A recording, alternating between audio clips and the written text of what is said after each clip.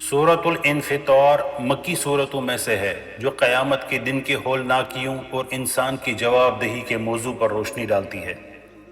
اس صورت کی ابتدائی 5 آیات میں رب العالمین نے قیامت کے دن رونما ہونے والے 4 عظیم کائناتی واقعات کا ذکر کیا ہے اور پھر ان واقعات کا نتیجہ بیان فرمایا ہے۔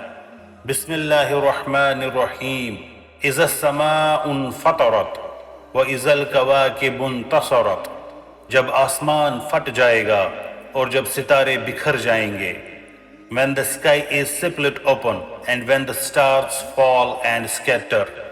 سورہ کا آغاز اس انداز سے ہوتا ہے کہ اللہ تعالیٰ فرماتے ہیں کہ جب آسمان پھٹ جائے گا، آسمان جو انسانی نظر میں مستحکم، بلند اور اٹل دکھائی دیتا ہے اور جس کے بارے میں انسان کبھی یہ تصور بھی نہیں کرتا کہ یہ کبھی ٹوٹ سکتا ہے، وہ اللہ کے ایک حکم سے پھٹ جائے گا۔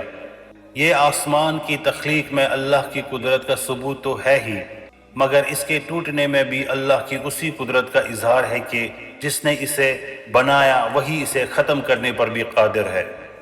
اس کے بعد ستاروں کے بکھر جانے کا ذکر آتا ہے۔ یہ ستارے جو رات کی تاریکی میں ایک خاص ترتیب اور نظام کے تحت چمکتے ہیں اور اپنے مدار میں گردش کرتے ہیں، قیامت کے دن یہ نظام درہم برہم ہو جائے گا اور یہ ستارے اپنی جگہوں سے بکھر کر گر پڑیں گے، جیسے کسی ہار کے ٹوٹنے سے اس کے دانے بکھر جاتے ہیں۔ یہ منظر اس بات کی علامت ہے کہ کائنات کا یہ خوبصورت اور منظم نظام عارضی ہے اور ایک دن اس کا خاتمہ ہو جائے گا۔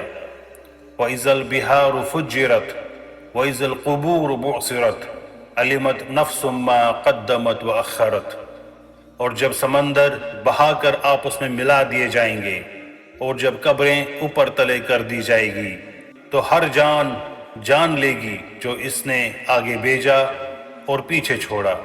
And when the seas burst forth and merge, and when the graves are turned inside out, then every soul will know what is sent forth and what is left behind۔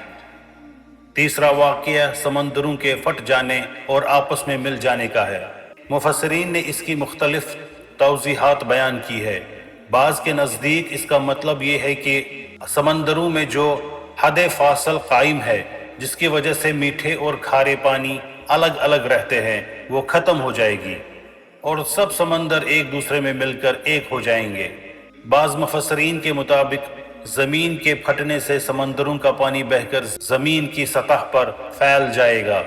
بہرحال یہ منظر بھی اسی حقیقت کی طرف اشارہ کرتا ہے کہ زمین کا موجودہ جغرافیائی نظام بھی قیامت کے دن باقی نہیں رہے گا۔ چوتھا واقعہ قبروں کے کھل جانے اور ان میں موجود مردوں کے باہر نکلنے کا ہے۔ یہ دراصل دوبارہ زندگی یعنی حشر کی طرف اشارہ ہے۔ جو لوگ صدیوں پہلے مر کر مٹی میں مل گئے تھے، رب العالمین انہیں دوبارہ زندہ کر کے قبروں سے نکال دیں گے تاکہ ان کا حساب لیا جا سکے۔ یہ آیت ان لوگوں کے لیے واضح جواب ہے جو دوبارہ زندگی کے امکان کا انکار کرتے تھے، کیونکہ رب العالمین نے یہ ثابت کیا کہ جس نے ابتدا میں پیدا کیا وہ دوبارہ پیدا کرنے پر بھی قادر ہے۔ 5ویں آیات میں ان چاروں واقعات کا نتیجہ بیان کیا گیا ہے، یعنی جب یہ سب کچھ ہو جائے گا تو ہر انسان کو اپنے اعمال کا مکمل علم ہو جائے گا۔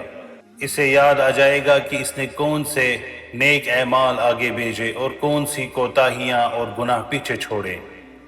یہاں تقدیم سے مراد وہ اعمال ہے جو انسان نے خود اپنے ارادے سے کیے، اور تاخیر سے مراد وہ نیکیاں ہیں جو اس نے کرنی تھی مگر نہ کی، یا وہ اثرات ہیں جو اس کے اعمال کی صورت میں اس کے بعد دنیا میں باقی رہیں گے۔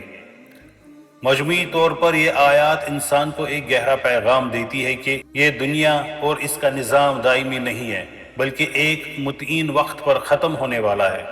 جب یہ نظام ختم ہوگا تو ہر انسان اپنے اعمال کے ساتھ اللہ کے حضور پیش ہوگا اور اسے اپنی زندگی کے ہر عمل کا حساب دینا ہوگا۔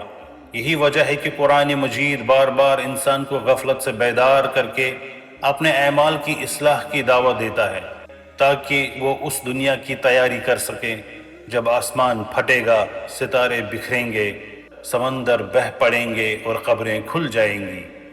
پیارے دوستو، سورۃ الانفطار کی یہ 5 آیات ہمیں ایک ہی پیغام دیتی ہے، یہ دنیا، یہ آسمان، یہ ستارے، یہ سمندر سب فانی ہیں۔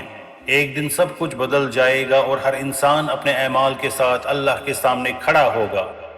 آج ہی سوچ لیں ہم نے کیا آگے بھیجا اور کیا پیچھے چھوڑا۔ تو آئیے اس دن کی تیاری کریں، اپنے اعمال درست کریں اور اللہ سے معافی مانگیں۔ اللہ ہم سب کو نیک اعمال کی توفیق دے، آمین یا رب العالمین۔